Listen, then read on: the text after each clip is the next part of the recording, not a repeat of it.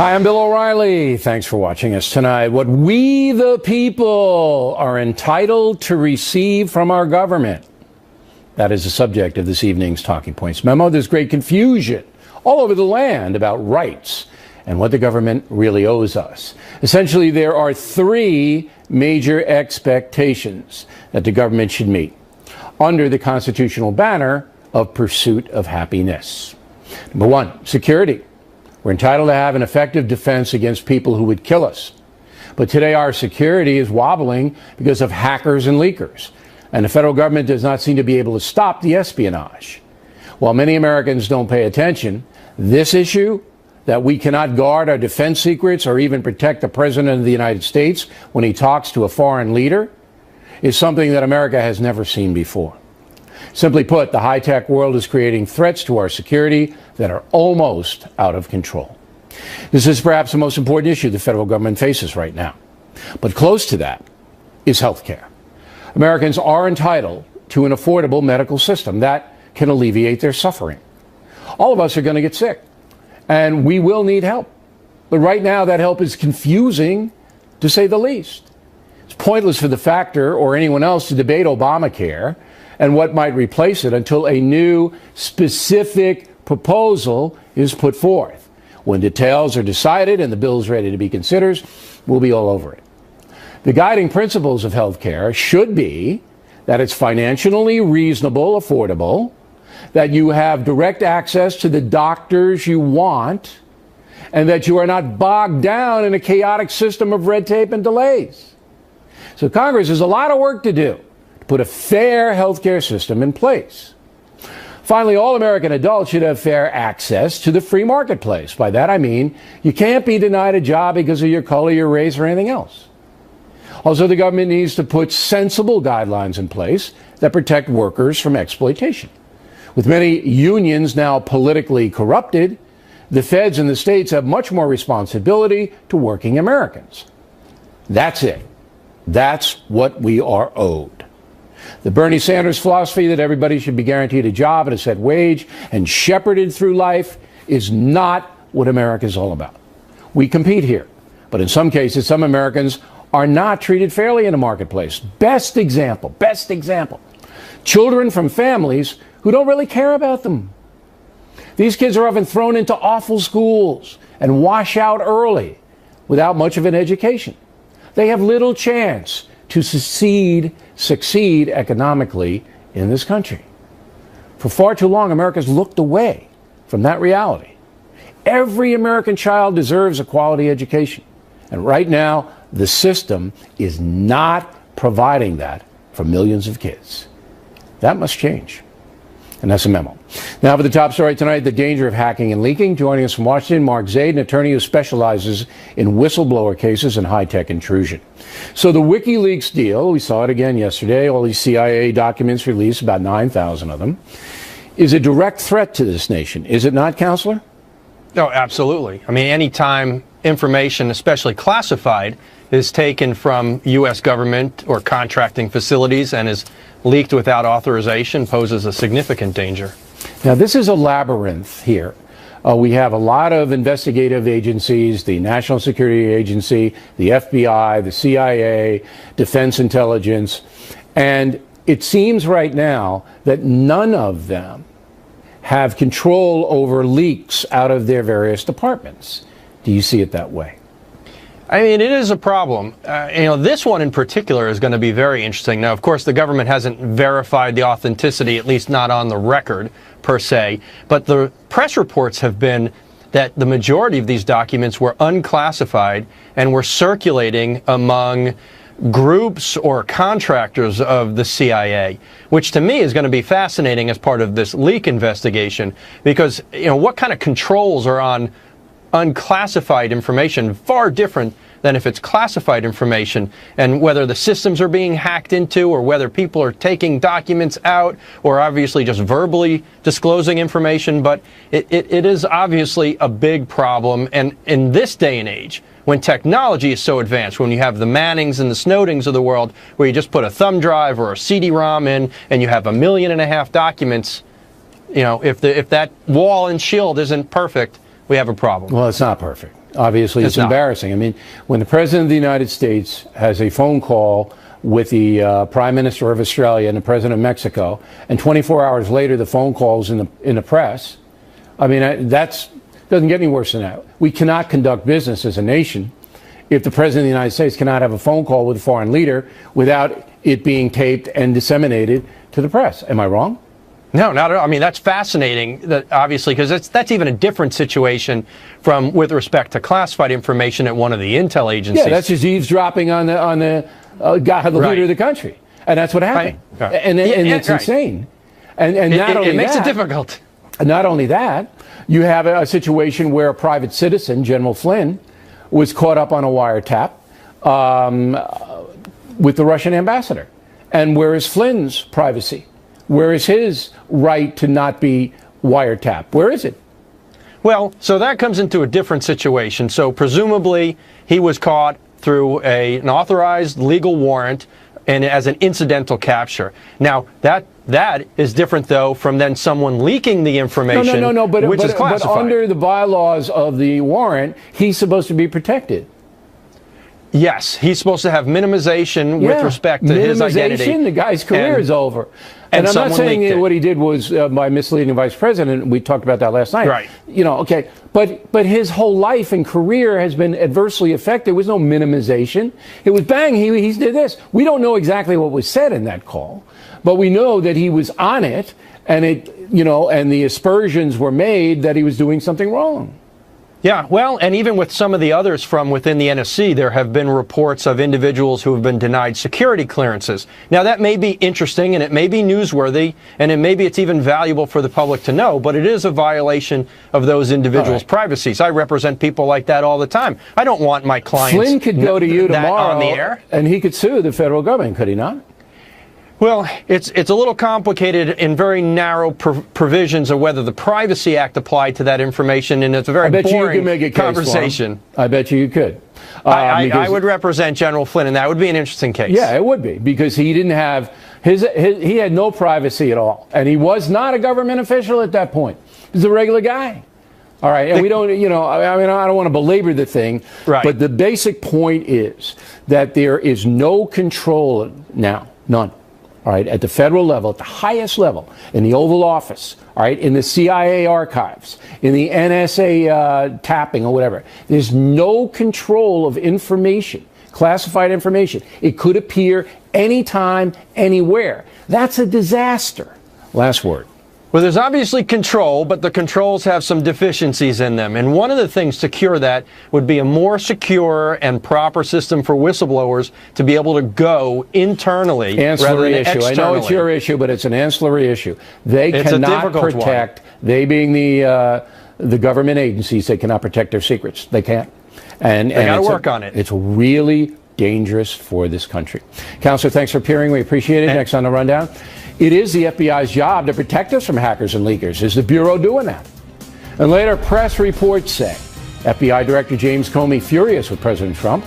Bernie Goldberg is following that story. Up ahead. Impact segment tonight. As we reported last night, some members of the House Judiciary Committee have asked the FBI Director James Comey to testify about classified information leaks and cyber attacks. Joining us from Washington, two members of that committee, Congressman Eric Swalwell, Democrat from California, and Louis Gohmert, Republican from Texas. So, Congressman Gohmert, you did not sign the letter asking for Mr. Comey to appear. You don't think it's worthy? Well, in two places in the letter, it mentions wanting to be briefed by Comey about the Russian situation. And if anybody for anybody that does watch Fox, and we know that's a big audience, we have seen reports about the CIA actually says they have the capability to hack in and leave a Russian footprint. We have heard clearly from a number of people that there is absolutely no evidence of the Russians interfering with our election. I think it is a waste of time.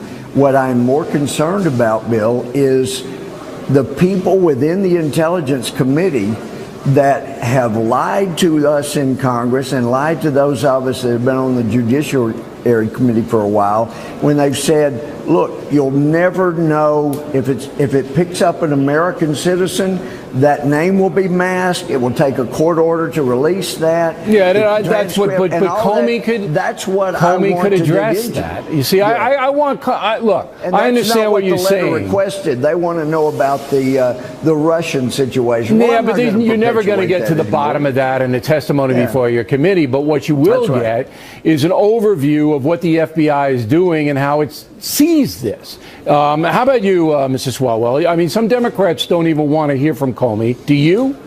I do, and I have faith in our intelligence community because they're all we've got. They're protecting our national security. But the dots in this investigation continue to connect Donald Trump and his team to Russia. And the biggest question now is whether they were working with Russia while the attack on our democracy was going on. Can you give me one piece of evidence that supports that theory, the dot theory? Because I don't have it here. Yeah. One piece of evidence that Russia colluded with the Trump campaign. Give me one. Yeah, and Bill, right now there's prior personal, political, and business ties, and the investigation that we would like to see is whether they were working with Russians. Give me one piece of solid information connecting the campaign to the Russians. Give me one. Carter Page, a month after it was revealed that Russia was attacking us, travels over with the campaign's permission to Russia. Now, I don't know why anyone would go to a country that is attacking us during a presidential campaign who is the president's foreign policy advisor. We need to run that one down. Congressman Gohmert, do you know anything about Carter Page traveling to Russia? Well, I understand that he had no official tie with the Trump campaign, but that he did have some conversations, some ties to Russia, but that's not the Trump administration. But Bill, having watched your show most every night, often I'm watching the rerun, but it's still just as cogent when it's a rerun. But the real issue, the real threat to our democratic republic is that we have intelligence officers who have gained access to information by the powers Congress has given them. They've lied to Congress about how they're using it. Do you know who's lied, though? Can you give me a name? They're using it to manipulate All right, the elections I got it. Can you give me a name? Somebody's lied to you? Can you give me somebody in the intelligence? Well, I can't. What I can tell you is we have been told, going back to the Bush administration, that you never have to worry about this program. And Flynn was a private citizen. Names will be masked. Right. And now we find out they're not masked. The conversations aren't minimized. Well, that's a big deal. And it is a big deal to me because there are people from both administrations. I don't know. You know, guys, this never happened, and now it's happened. I appreciate you both coming on, but I don't know if we're ever going to get to the bottom of this. We have to. We really do have to get to the bottom of it. All right. We do. This is dangerous stuff. It is absolutely dangerous. There's no doubt about it. When a sitting president can't have a conversation with the president of Mexico without being in the newspaper Bill, the next day. let me tell you one way we'll get to the bottom, and I think we can. I only got 20 seconds. What I've said repeatedly, you guys keep saying how important this is to have this power. If you don't give us the leakers and how this happened, I will join with my Democratic friends, and we will eliminate your power to do this. All right. We appreciate it, guys. Thank you. Unresolved problems taking place. It seems like every day there are broad attacks leveled at President Trump and his administration. The latest is that people all over the world are embarrassed by the USA. The United States, just isn't a very attractive ally any longer. So, this really does have consequences for us as we're trying to build alliances. We're trying to build coalitions around the world to fight extremists, to fight challenges like global warming. We can't do that if people feel embarrassed to be associated with the United States. Here now to analyze, Abby Huntsman, co-host of Fox and Friends Weekend. From Washington, Jillian Turner, national security expert. Jillian, when you heard a soundbite like that, or when you hear a soundbite like that, do you buy it? I don't buy it.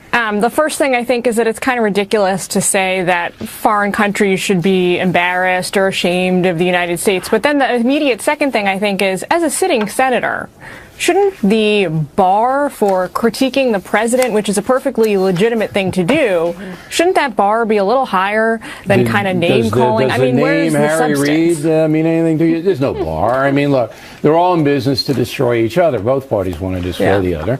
But I'm unhelpful. I'm glad that you feel that it's ridiculous to say that people are embarrassed by the USA. Far left loons like Senator Murphy are embarrassed. I mean, I think that's true, and you can find them in every country. But the consensus is what? Right. Well, Pat Murphy, I mean, I think he's trying to be the foreign policy voice for Democrats. No, he's running for president. Oh, yeah. So he's really trying to be as political as he can get. Look, but that's a big statement to make, to say that our allies are embarrassed by us. If you're going to make a statement like that, you have to back it up with some evidence. No, he doesn't. Has he? Well, I think you do. But he doesn't have to back it up. Has he called other leaders and asked them how they feel about this country right now? No. Of course he doesn't. But you say he has to back it up.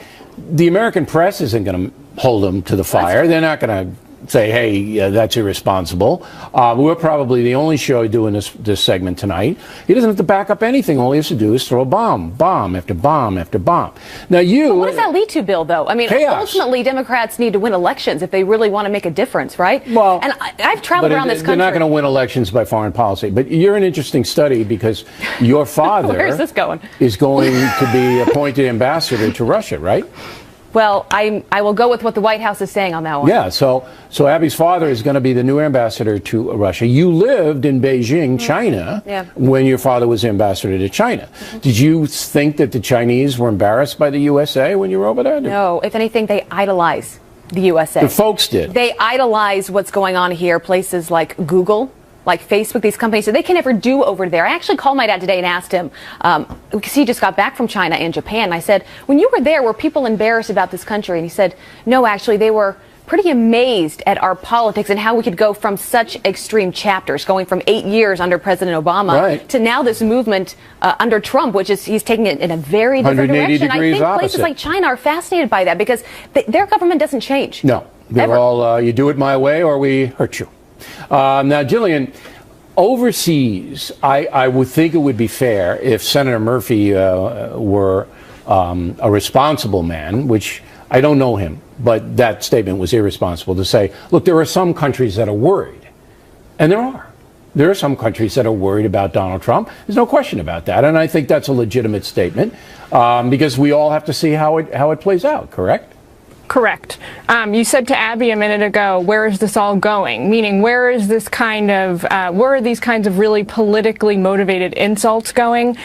And I think the answer there, especially for Senator Murphy, is this is going downhill for the entire Congress really quickly. Mind you, the big news story lately about Congress has been that for the first time in years, its national approval rating is up to something like 28%.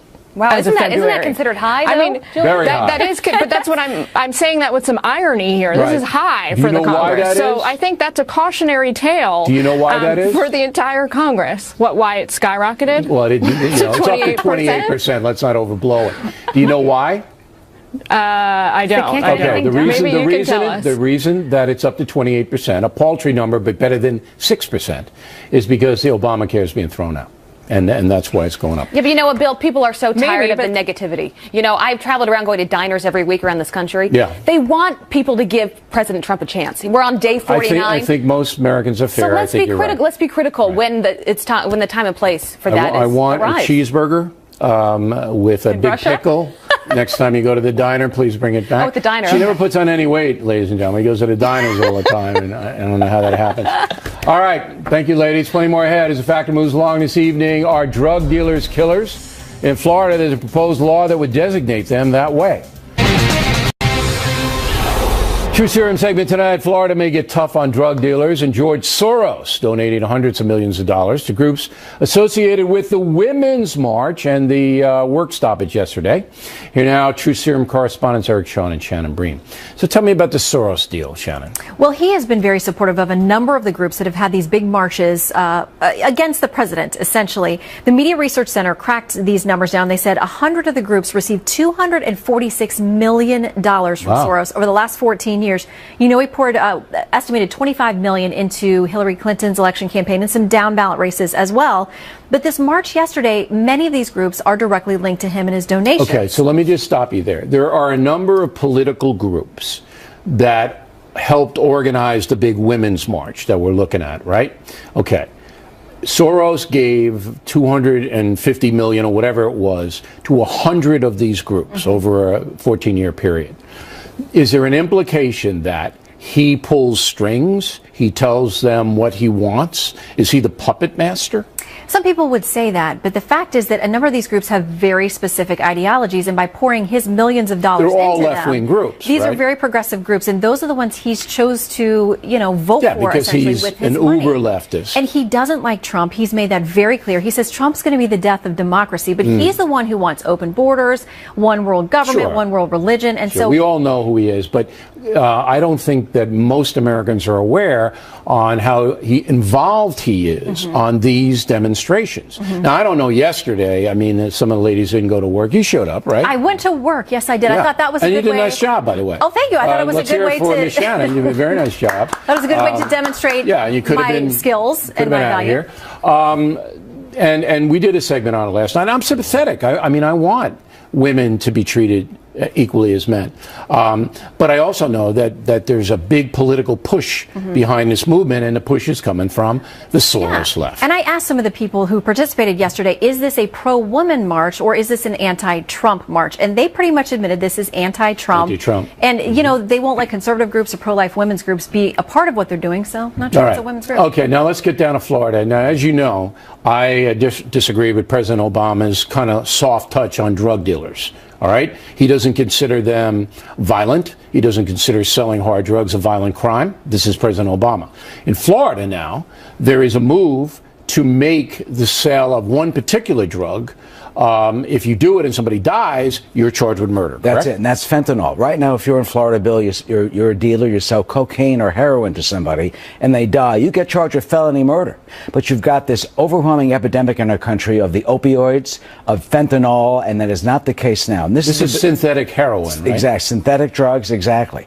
And if you sell that and the person dies, that's the huge loophole. This is the bill. It is a huge bill that's right now going to be argued next month in Tallahassee, and it will charge a dealer who deals. So with right now in fentanyl. Florida, if you're a dealer and you sell cocaine or heroin, somebody dies, you can be charged with murder, right? Yes. I think that you can do that in most states, but very few prosecutors do. Yeah, they don't do it. And there's been really just one prosecution of fentanyl in Florida. It was last year in Palm Beach, where a guy who allegedly sold fentanyl to someone who then died, he was convicted, got 30 years. That's the only case. Okay, that's what has to happen. Now, is there a big opioid heroin problem in Florida? It is huge. More than 700 people dying of fentanyl in 1 year. Is that right? And 700 on fentanyl alone? Yeah, and it has been growing In Florida. across the country, and it really deals with all these synthetic mixtures. Yeah, sure. That has just raised such I said to havoc. somebody the other day, I mean, if you're taking that drug, I mean, hard for me to feel sorry for you. I mean, because it's like taking cyanide. That's how dangerous this thing is, you know? All right. Thanks very much, guys. We appreciate it. We come right back. Fake news. What is it really? Bernie Goldberg, moments away. Thanks for staying with us. I'm Bill O'Reilly in the Weekdays of Bernie segment tonight. Two interesting topics, beginning with a report that FBI Director James Comey asked the Justice Department, headed by Attorney General Jeff Sessions, to publicly reject President Trump's assertion that President Obama ordered taps in the Trump Tower. Now, that report was based on anonymous sources, but it's widely accepted as truth, even though Director Comey has not said a word, nor has anyone in the Justice Department. Joining us from Miami, Bernard Goldberg. So, my contention is this. If you don't have any backup or perspective, you can mention it.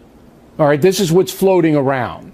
But you got to stop there. You can't build speculation unless there's somebody on the record saying something. Am I wrong?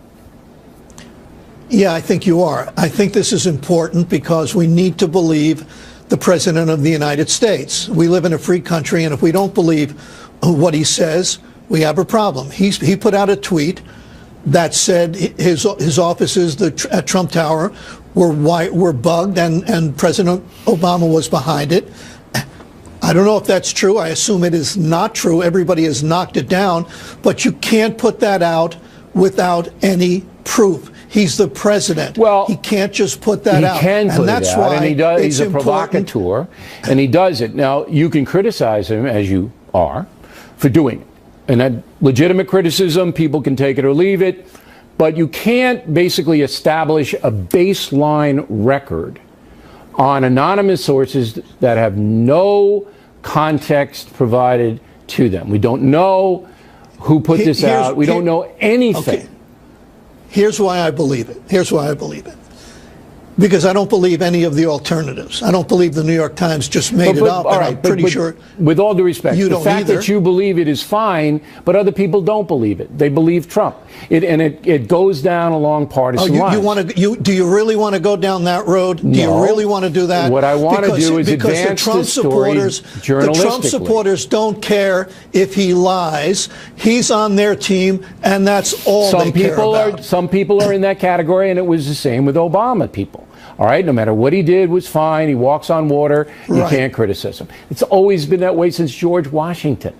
But journalistically speaking, we're starting to build baselines of fact based on no facts. There aren't any facts in this story, in the sense that Bill, we don't know if Comey said that. We don't know if anybody at the Justice Department was told that. So it's no baseline. That's all. No, I just couldn't disagree more. Let me finish this thought. You don't believe, I'm pretty sure, and I certainly don't believe that the New York Times just made it up. So let's get that out of the way. Even though a lot of people watching us think they do engage in fake news, they don't, okay? That's out of the way. I don't believe that the reporter was simply a stenographer who just took down what somebody said and put it in the paper. They need backup sources. No, I believe that Comey would have said something by now if it didn't happen, and I sure as hell believe that Jeff Sessions would have said, Comey never came to me. He's a Republican. So, well, the Sessions thing is interesting. That's interesting. And we may be able to get to the bottom of that. All right, look. You're being very generous, and because I know you're a very generous man, and people appreciate that about you. And if you need a loan, Bernie lives in Miami and North Carolina. All right, let's get to another thing that's very important. Not important, but interesting. There's a big radio station here in New York City called WFAM, and it's a great sports thing. It's a lively debate. And one of the stars on WFAM is Mike Francesa, and he said this the other day. Go.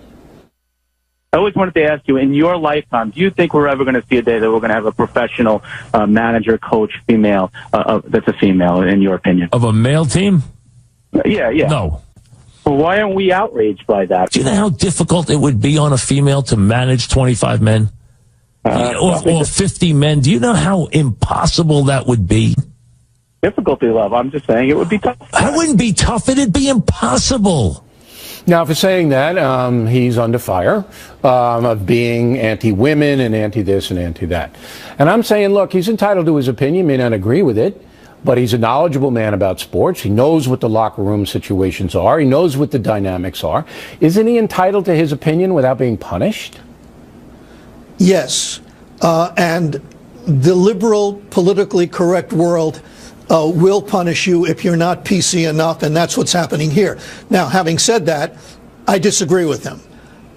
When it comes to, let's take football off of the field, so to speak. It's a violent game, and I don't think football players would respect anybody who hasn't either played the game or coached at a very high level. So let's take that off. But basketball and baseball, there are only two kinds of coaches in those areas, those who have been fired and those who will be fired. They just recycle the same guys over and over again. I don't disagree. If a woman... I don't disagree that a woman could coach a men's basketball team, 12 players, that could happen. But he was talking about baseball and football, and I think it would be I agree with Francesa, it would be almost impossible on a number of different levels for that to happen. But even if you disagree, and even if, and you know sports, you work for HBO Sports, and I know sports, he shouldn't be punished. Francesa is entitled to his opinion. No, I agree. Horrible. I totally agree. Right. But let me make one point very briefly. Real quick. Athletes have changed over the years. When you played football in the 1940s and 50s, it was one thing. What? Today, athletes are more open to, let's call it diversity. They play with gay players. Yeah, I went to Wales. It's just logistics. So they'll accept a woman if the woman knows what she's talking about, if they have confidence in her, and if they're winning, they will get on board. All right, and some I agree, will be reluctant, but only some. dissenters should not be punished. In fact, a tip today, getting the truth about a West Coast earthquake article in a moment. But first, the mail. Alan Dyer, Cedar Park, Texas. O'Reilly, Bob Woodward lapsed into the ends justify the means when you prompted him on whether publishing the president's private conversations is fair reportage. I'm glad you emailed Alan because I want to clarify this issue. If a president is doing something harmful to the nation, as Richard Nixon did, then reporters should aggressively pursue the situation and expose wrongdoing if they can. But if a president is simply conducting the nation's business, we in the press have an obligation to vet what we are fed. America or any other country cannot conduct business without some privacy. It was embarrassing for the USA to have Mr. Trump's phone calls with Mexico and Australia leaked for no apparent reason. Journalists make editorial decisions all the time, and right now many of those decisions are undermining the USA for no reason whatsoever. Robert Bigham, Homedale, Idaho. Woodward never questioned President Obama while he was in office. False, Robert. Bob Woodward was very critical of the Obama administration's secrecy. Judy DeVar, Ojai, California. O'Reilly, just heard you say belonging to a gang is a deportable offense. Is that true? Seems to violate freedom of association. If you are in this country illegally, you can be deported, Judy. One of Homeland Security's rules is that undocumented people who are gang members get deportation priority. All very legal. Dino Gutierrez, Liberty Hill, Texas. I served this country in 5 tours of combat and am a strong male figure. Seems like we are dinosaurs born in the wrong generation. Times have changed, Dino, no question, and the PC culture is harming a number of people. But there will always be respect for guys like you, at least on this program and on this network. Lorimer Fairfield, Vancouver, Canada. I've read Churchill and Shire, but never before in books of human conflict has so much been so movingly detailed as in Killing the Rising Sun. Well, that's a great compliment, Lorimer. Martin Dugard and I don't consider ourselves Winston or William, but we do try to paint a vivid picture of heroism and evil in our history books. Thanks for reading Killing the Rising Sun. Tom McKay, Phoenix, Arizona. Bill, my 12-year-old son Elijah loves history. Can he become a BillO'Reilly.com premium member? Absolutely, Tom. And I'm sending him a membership. Also, all premium members get the Talking Points memo emailed daily. And now, because we like you, everybody can get that. Simply go to the website, BillO'Reilly.com, sign up for the free newsletter. You get the T-Points mailed to you every day. And a very happy birthday to Henry Halverson, 100 years old, in Rancho Palos Verdes, California. Fine Science Fact today, we have been advising you to be very skeptical of what you read. Last night, I told you about an article in the Associated Press headlined, California Fault Could Cause Magnitude 7.4 Quake. Ooh. The report based on a study by the Scripps Oceanography people, showing some fault lines around Los Angeles and San Diego. Pretty alarming, right? Well, for 2 days, we've tried to get more information. Is the quake inevitable? Likely. Just a theory. What? We still can't get an answer. For 2 days from these Scripps people. They won't clarify. Bad. Bold headline, little definition. Continue to be skeptical. Factor tip of the day. And that is it for us tonight. Please check out the Fox News Factor website, different from BillO'Reilly.com.